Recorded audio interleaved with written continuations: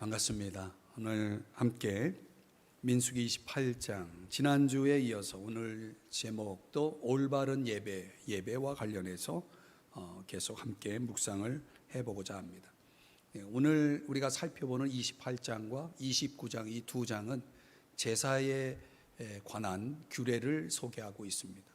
이 제사라 할 때 이스라엘 백성들이 가나안 땅에 들어가서 이제 정착하게 되어지면 광야에서 성막을 중심으로 해서 텐트를 치고 그들이 그 성막을 중심으로 한 그런 공간적 배치가 이제 깨집니다.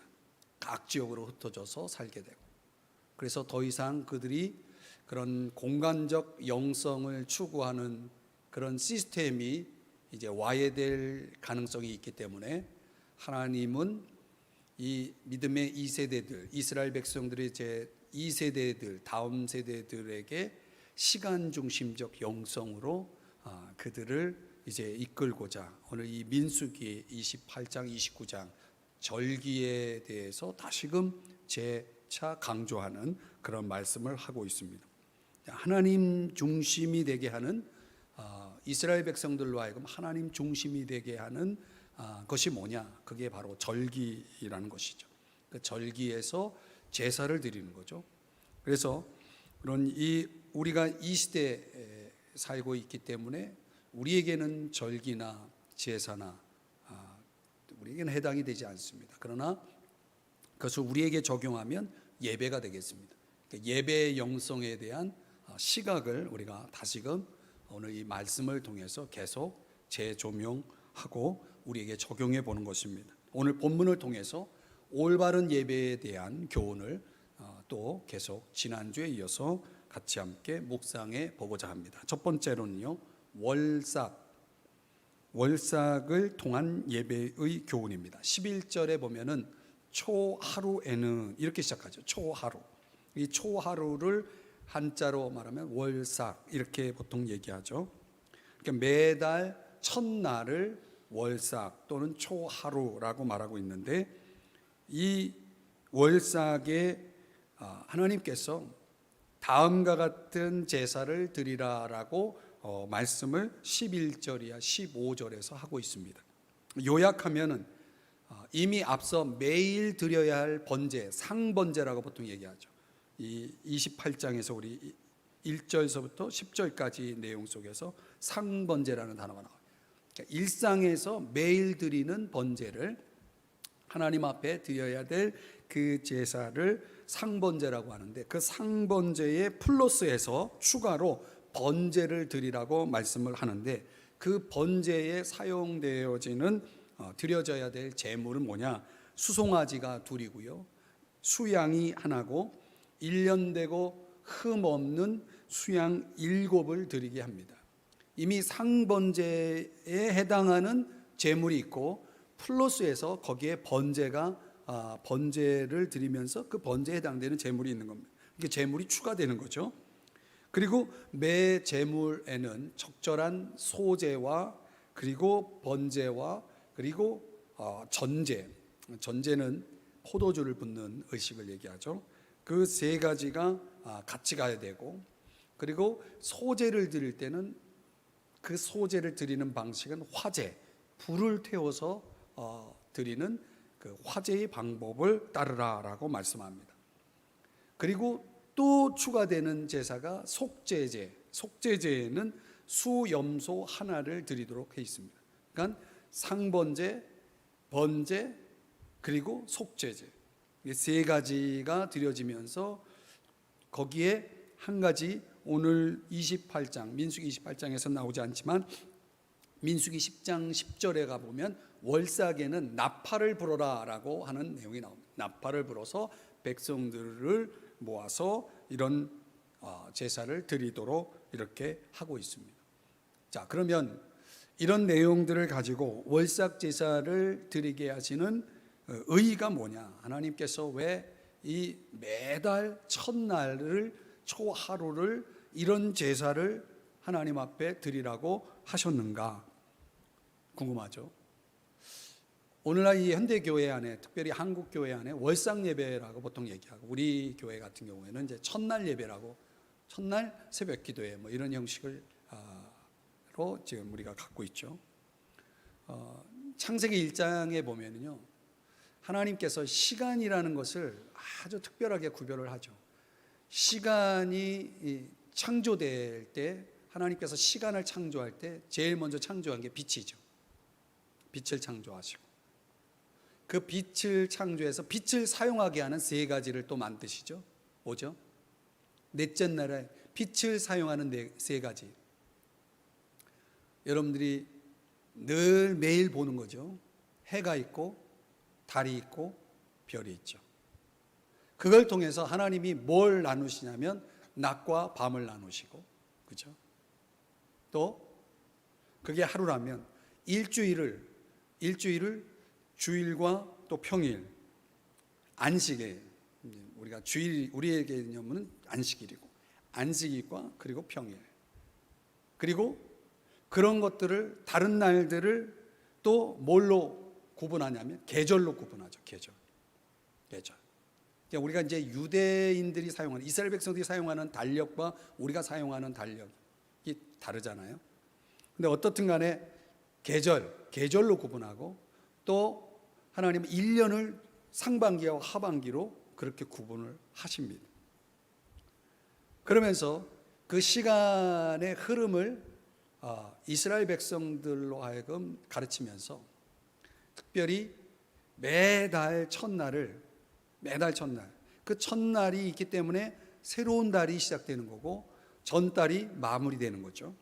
그래서 초하루 월삭은 이런 시간의 구분, 시간을 창조하시고 시간을 나누신 하나님의 그 창조의 질서에 따라서 매달 첫날이 되면 그 달을, 하나님이 주신 그 달을 하나님께 온전히 헌신하여 드린다는 그런 시간으로 하나님께서 이 제사를 제정하시고 명령하셨다는 것입니다.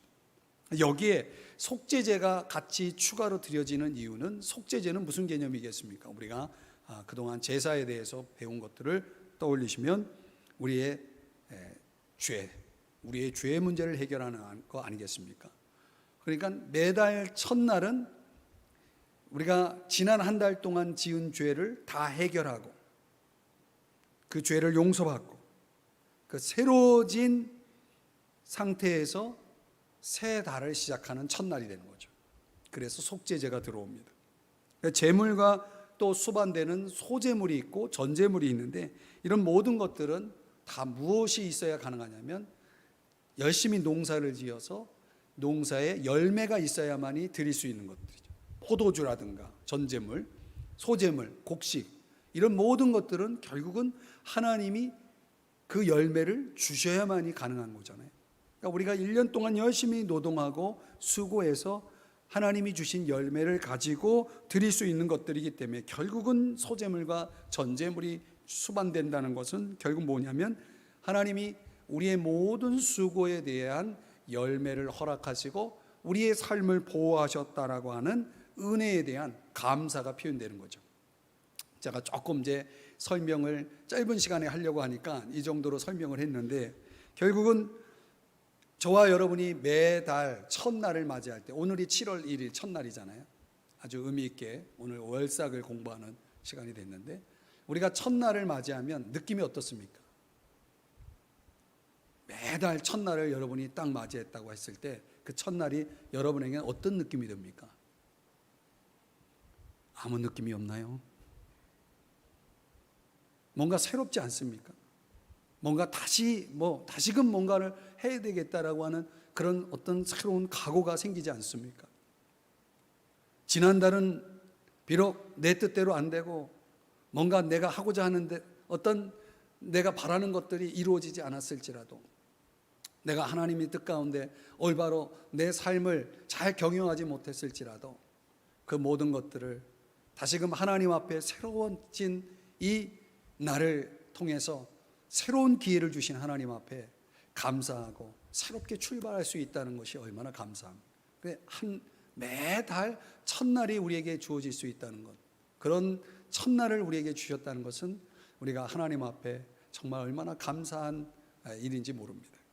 하나님이 시간을 창조하셨기에 가능한 거죠. 첫날이 있다는 것. 시간을 창조하셨고 그 시간을 주관하시는 분인 거죠. 그래서 이 월삭 속에 담긴 하나님의 속성은 창조주입니다. 그리고 주관자, 주권자, 창조주, 주권주. 그러니까 모든 것을 만드시고 모든 것을 주관하시는 그 하나님의 속성을 담아낸 제사가 월삭 예배예요. 월삭 제사라는 거예요. 그분이 창조해 주시고 무엇을? 시간을. 그분이 그 시간을 주관하고 있는 가운데서 우리가 새 달을 맞이하고 그 새 달을 살아가는 것입니다. 그러려면 전도서 12장 1절에서 말씀하는 것처럼 우리는 매달 첫날은 우리에게 어떤 은혜가 필요하냐면 창조주를 기억하는 은혜가 필요합니다. 모든 것을 창조하신, 우주 만물을 창조하신 그 창조주를 기억해야 됩니다.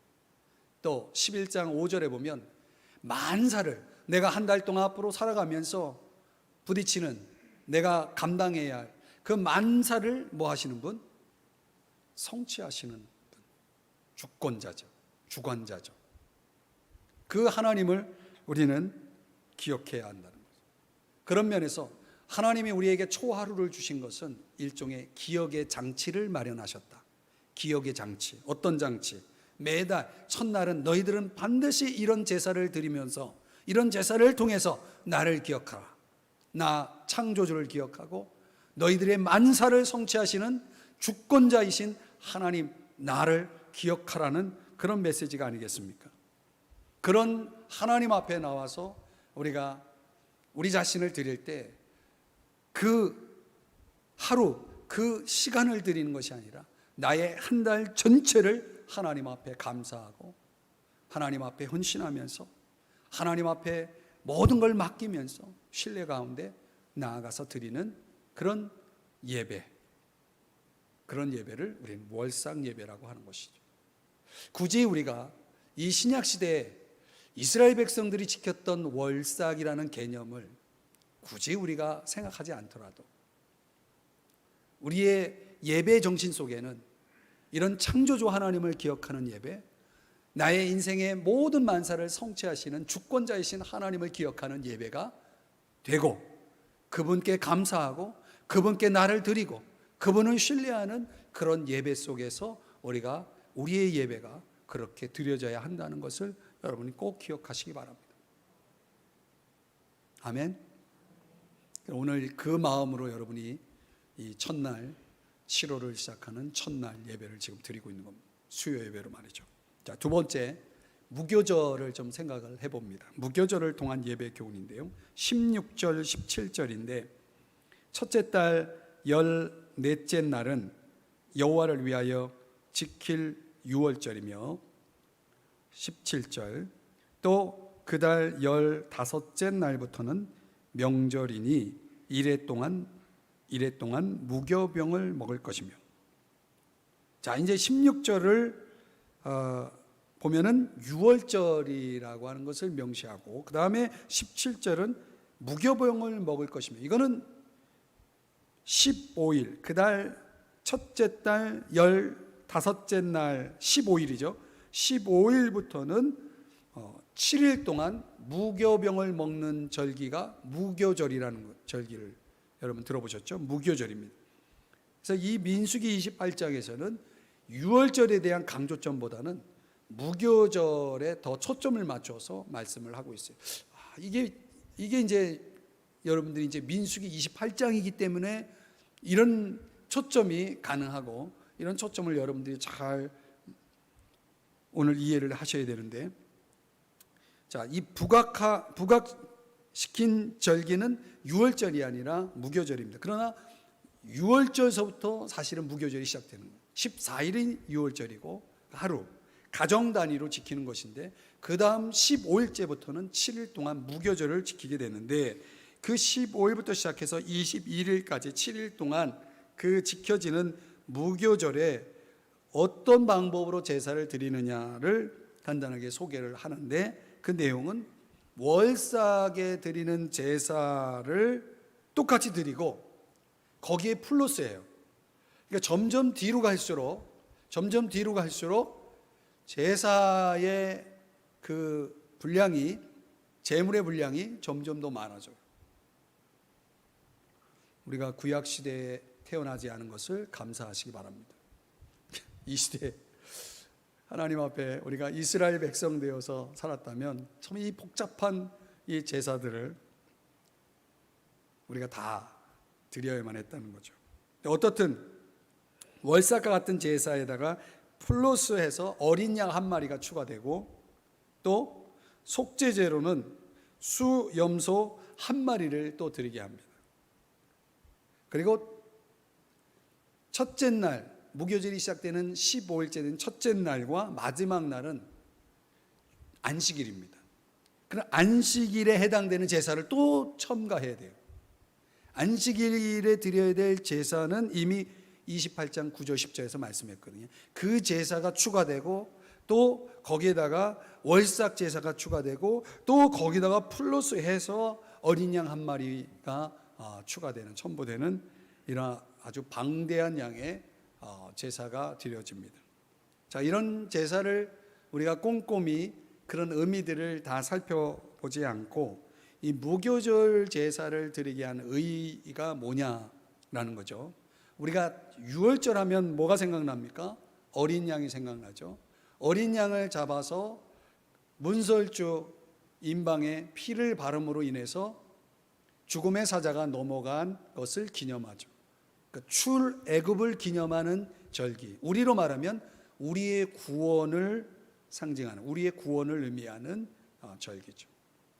그래서 적어도 우리가 하나님 앞에 나와서 예배드리는 자들에게 있어서 그 심령 속에 예수 그리스도의 피가, 문선주 임방에 발라진 그 피가 우리의 마음 속에 발라지고 뿌려져서 그 피로 인해서 우리는 뭐 했습니까? 구원을 받았죠. 그렇죠? 구원받은 사람들이 이제 구원을 받았다면 거기서 끝나는 것이 아니라 무교절이 시작되었다는 거예요. 그 무교절은 무엇을 의미합니까? 누룩을 제거하는 절기다. 누룩 없이 보내는 절기다. 그래서 모든 집안에 있는 누룩들을 다 찾아서 땅 속에 깊이 묻던가 아니면 아무도 볼 수 없는 저 깊은 장 속에다가 누룩을 감추어 두었다는 거죠.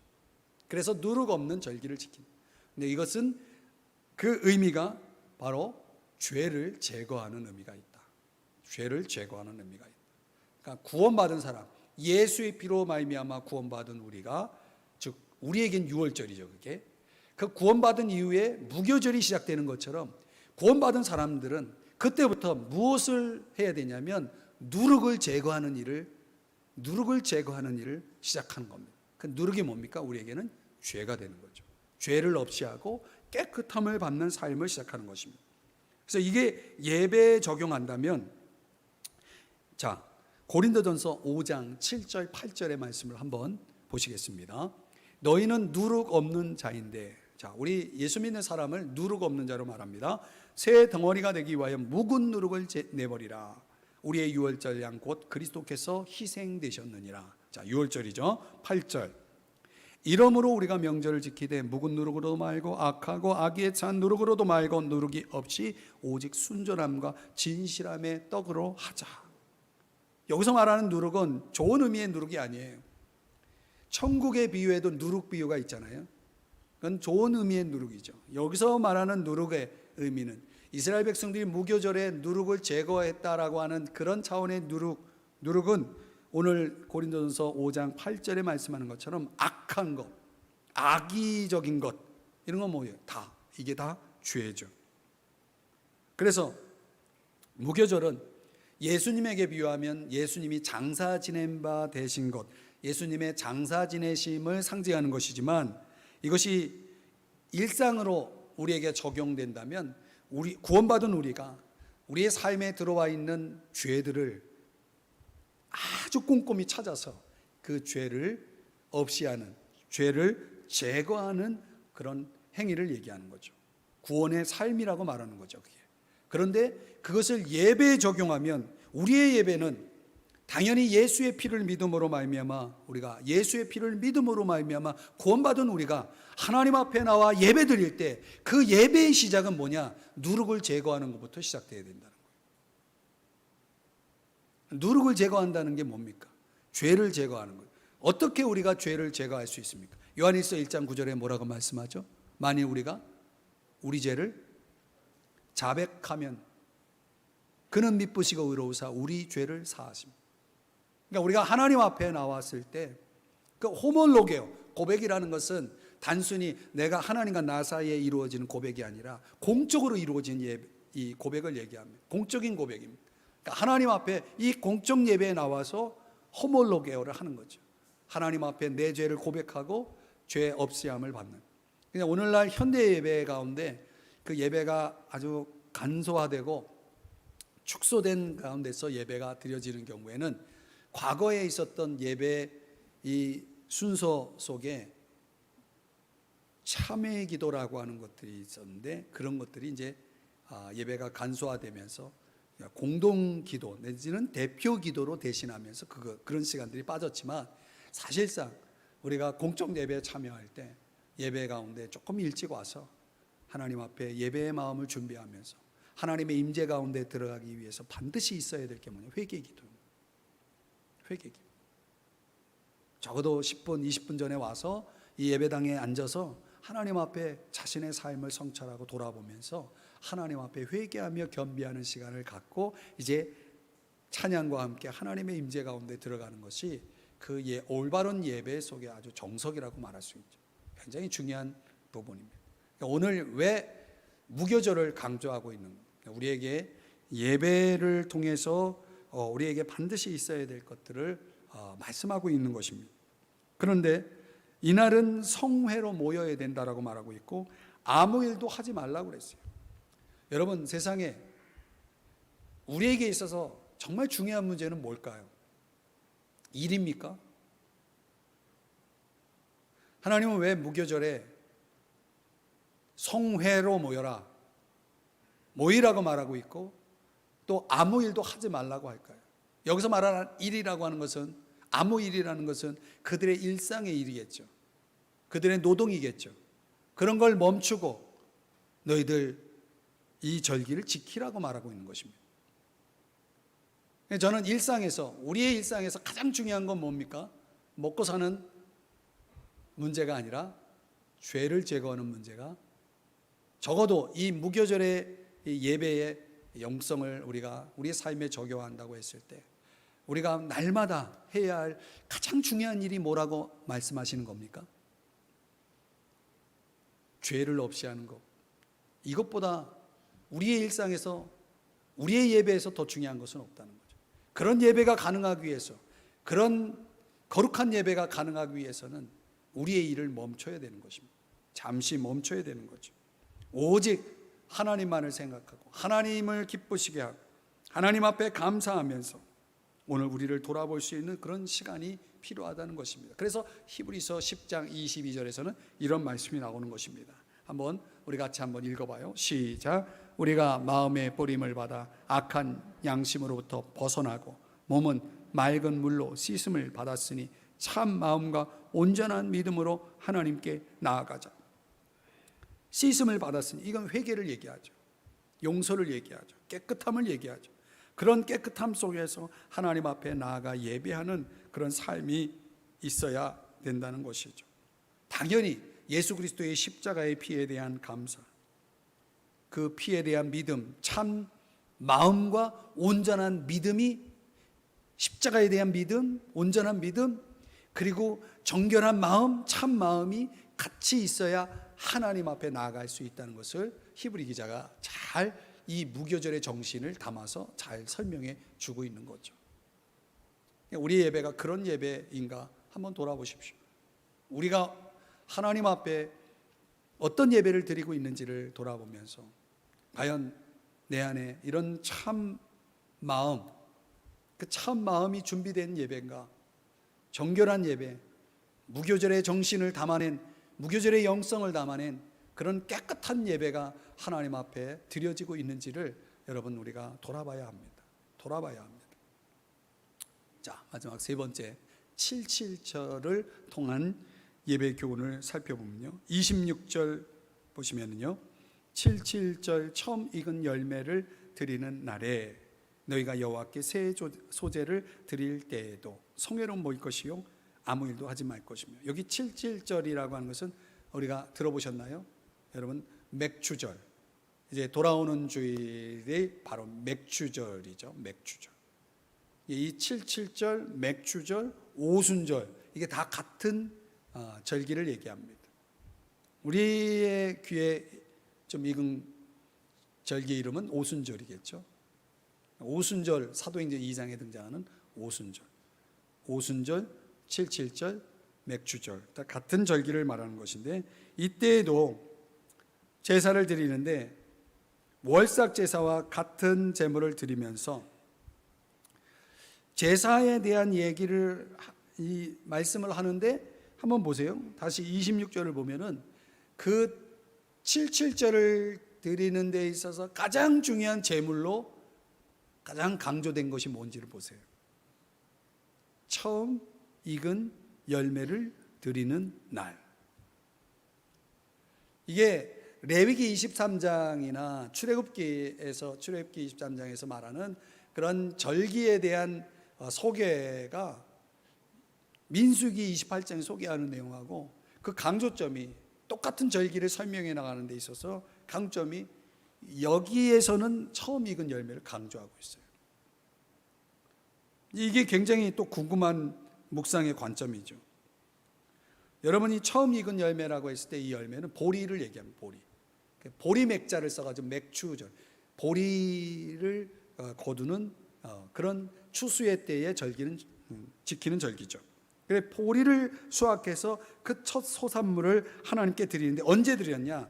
무교절 기간 중에 시작된 안식일로부터 세서 7.7이 49, 그리고 그 다음 날 50일째 되는 날 지키는 절기를 오순절, 7.7절, 7.7이 49해서 일곱 안식일을 지난 7.7이 49일 플러스 그 다음 날 안식일 지키는 오순절, 이날은 이제 오순절이라고 보통 얘기하죠. 그렇게 이제 절기를 설명해 드릴 수 있고, 이날 왜 하나님께서는 이스라엘 백성들에게 이런 수확에 대해서 하나님 앞에 처음 익은 것을 드리게 했느냐는 거죠.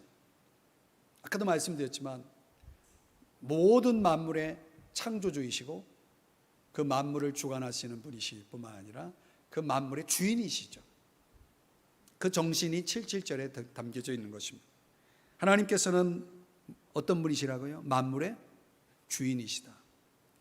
그러니까 우리의 모든 것에 하나님이 우리에게 은혜로 허락하신 것들의 그 모든 소득은 사실상 하나님이 우리에게 주신 선물이 은혜죠. 그러나 그 소유권은 사실상 하나님에게 있다라고 하는 그 정신, 그런 하나님의 것이라고 하는 그 정신과 그 믿음을 가지고 하나님 앞에 드리라고 하는 것입니다. 뭐를요? 처음 익은 열매를 드리라고 하는 것입니다. 그러니까 우리 인생 속에 우리가 예배자로 하나님 앞에 올바른 예배를 드린다고 했을 때 그 올바른 예배자가 가지고 있는 그 마음, 그 자세는 뭐냐? 모든 것이 하나님으로부터 온다는 자세, 모든 만물의 주인이 하나님이시라는 그 믿음, 그 믿음의 고백하에서 그 처음 익은 열매를 드리게 하셨다는 것입니다. 잠언 3장 9절 10절에 보면은 우리가 잘 아는 말씀입니다. 이것이 내 몸의 양약이 되어 내 골수를 윤택하게 하리라. 내 죄물과 내 소산물의 처음 익은 열매로 어떻게 하라고요? 여호와를 공경하라. 이렇게 말씀을 하고 있는 것입니다. 하나님 앞에 우리가 누리고 우리가 가지고 있는 모든 것들에 대한 주권을 하나님께 돌려드릴 수 있는 것은 사실상 우리 자신은 주인이 아니라 청직이라는 정신이 거기 담겨져 있는 거죠. 여러분도 그렇게 믿으시나요?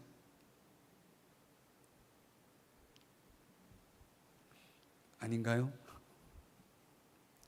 하나님이 주시고 하나님이 누리게 하신다라고 하는 그런 감사가 담겨 있는 절기를 우리는 7.7절이라고 말하는 것입니다. 여기에다가 기본 전제로 뭐가 있냐면 이스라엘 백성들의 차원에서는 출애굽, 구원의 은혜가 있는 거죠.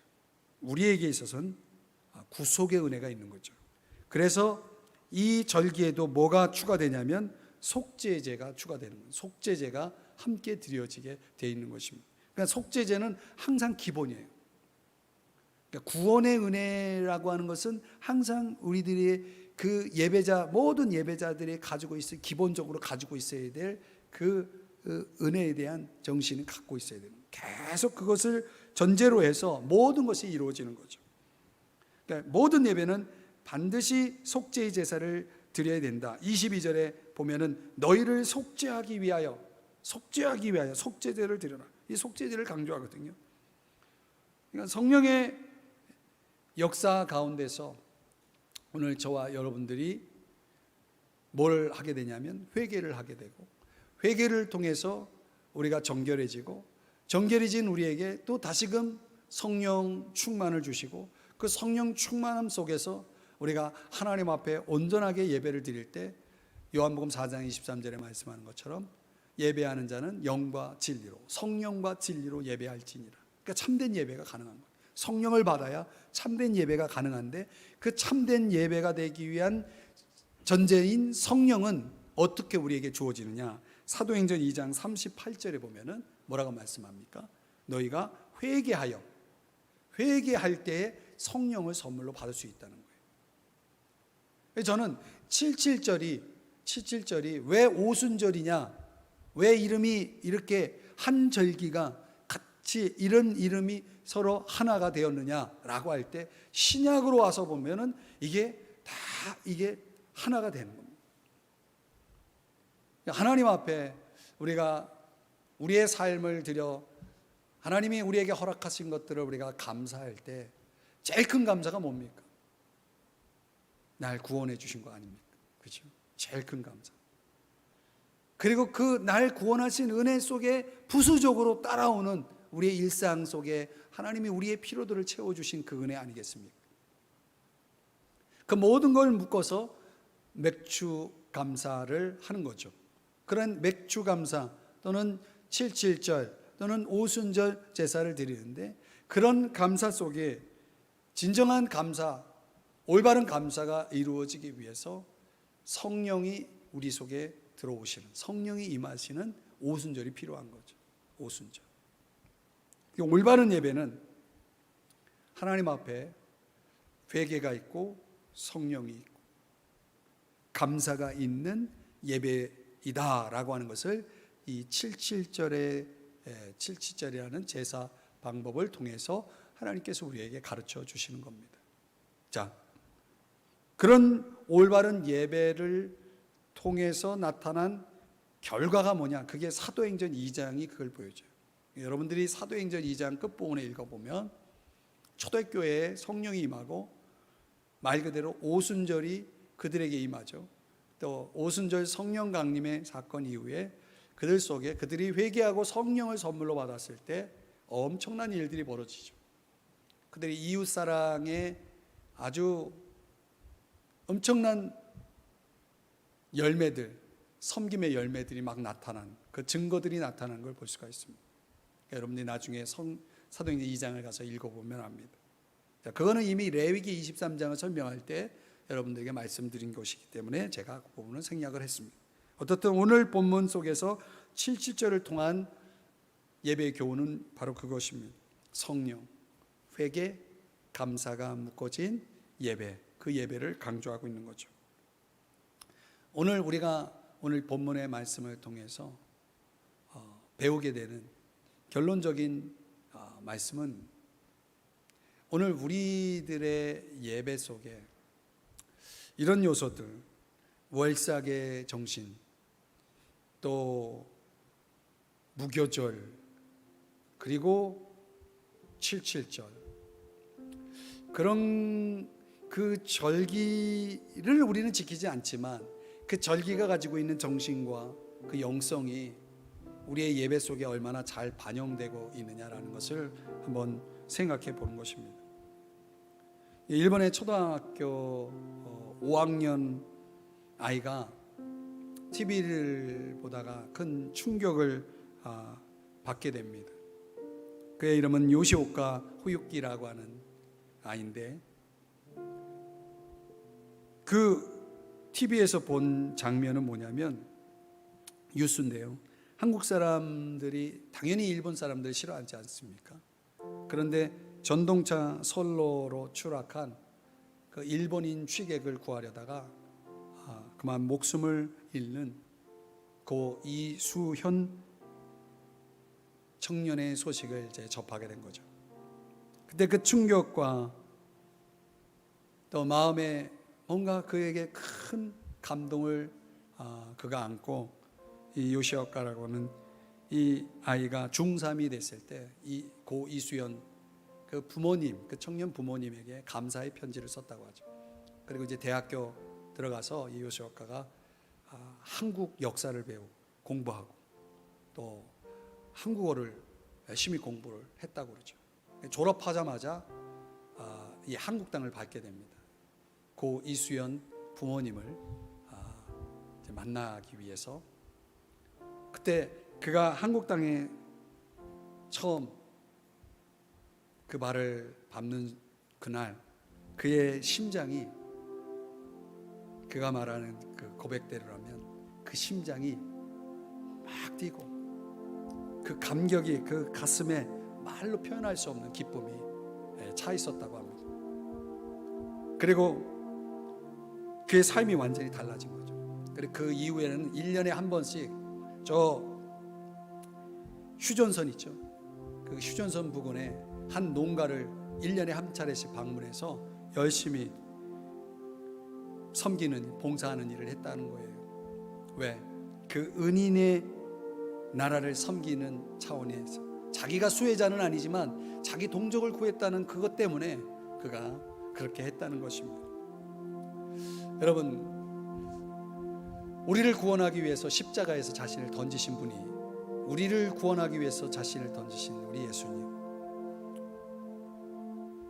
그 이수연 그 청년의 부모님을 만나기 위해서 그 가슴 떨리는, 그 가슴 벅찬 그 마음으로 한국 땅을 밟고 그 부모를 만났던 그 요시오카라고 하는 그 청년과 우리를 위해서 십자가에서 희생하신 주님을 만나고자 달려나오는 우리의 심장과 뭔 차이가 있나요? 그런 감동이 있나요? 그런 감격이 있나요? 그런 벅참이 있나요? 오늘 창조적 또 시간적 질서를 따라서 이스라엘 백성들을 하나로 묶은 절기를 우리가 살펴보면서 과연 창조주이시고 구속주이신 그 하나님을 향해 내 마음은, 내 가슴은 뛰고 있는가? 한번 생각을 해보십시오. 아무런 느낌 없이, 아무런 감사 없이 그저 형식적으로 예배를 드리고 있지는 않는지. 저는 오늘 이 올바른 예배를 정리하면서 정말 우리가 하나님 앞에서 진정으로 창조와 구속의 하나님을 향한 감사를 회복하고 헌신을 회복하는 예배가 있어야 되겠다. 또 그분을 생각하는 시간이 우리 안에 필요하다. 그분을 생각하고 그분에게 집중하는. 근데 오늘은 이 코로나라는 것 때문에 또 우리의 분주하고 바쁜 그런 일상 때문에 모이는 걸 안 하고, 오늘 본문에도 18절, 25절, 26절에서 그렇게 모이라고 해도 안 모여요. 모여라 라고 말씀하는데 안 모여요. 아무 일도 하지 말라. 예배가 우선이다. 예배가 나의 우선순위다. 우리의 우선순위다. 이렇게 말씀했지만 사람들이 그렇게 살질 않아요. 왜? 하나님께 집중할 마음이 없어요. 하나님께 집중되질 않아요. 그러니까 올바른 예배는 정말 하나님께 집중, 오직 하나님께 집중하는, 그분을 생각, 창조의 하나님, 구속의 하나님을 생각하는 그분 앞에서 우리가 우리의 삶을 맡기고 그분을 향해서 우리의 신뢰를 드리고 우리를 간섭하시고 돌보시고 이끄시고 축복하시는 그 하나님 앞에 우리의 생애를 전적으로 맡기면서 그분이 주시는 놀라운 안식을 누리는 그런 시간이어야 하는데 오늘날 우리의 예배는 그런 모습인지 모르겠습니다. 여러분, 창조의 하나님, 구속의 하나님을 바라보고 하나님을 예배하고 계시는지 묻고 싶습니다. 그분의 은혜 안에서 여러분 예배할 때마다 안식을 경험하십니까? 기쁨을 경험하고 계십니까? 그래서 예배 때마다 여러분의 발걸음을 분주하게 만들어 이 성전을 향해, 예배당을 향해 달려오게 만듭니까? 예배당에 앉으면 감격하며 눈물을 흘리게 만듭니까? 그런 예배, 그런 올바른 예배가 우리에게 있나요? 그런 예배라면 얼마나 복된 일입니까? 얼마나 감사한 일입니까? 우리의 형식적인 예배를 이제 다 벗어버리고 성경이 말하는 올바른 예배 속으로 우리가 돌아와야 됩니다. 이 코로나가 문제가 아니라 우리의 무너진 영성, 무너진 예배가 문제입니다. 그래서 룻기 2장 22절에 여러분, 이 하나님 앞에 돌아온 자가 어떤 은혜를 입었는지를 선포하는 말씀을 들어보십시오. 이스라엘 하나님 여호와께서 그의 날개 아래에 보호를 받으러 온 네게 온전한 상 주시기를 원하노라. 올바른 예배를 드리는 사람에게 하나님이 주시는 상, 온전한 상, 저는 분명히 그것이 있다고 믿습니다. 그것이 예배이고 그것이 축복인 것입니다. 오늘 이 수요 예배 나오신 여러분, 만이라도 오늘 이 올바른 예배를 회복해서 이 룻이라는 여인이 받았던 그 날개 아래 보호를 받으러 온 내게 내가 온전한 상 주시기를 축복한다. 이런 말씀, 이런 축복, 이런 은혜가 우리 모두에게, 여러분에게 있기를 주의 이름으로 축복합니다. 우리 이 시간에 잠깐 기도하겠습니다. 함께 한 1분 동안만 하나님 앞에 어떤 예배자의 모습으로 나오셨습니까? 여러분의 예배는 어떤 예배입니까? 오늘 창조와 구속의 하나님을 생각하고 계십니까? 감사하고 계시나요? 헌신하고 계시나요? 집중하고 계시나요? 맡기고 계시나요? 감격하고 계시나요? 기뻐하고 계시나요? 오늘 그 예배를 회복하게 해달라고 하나님 앞에 기도했으면 좋겠습니다.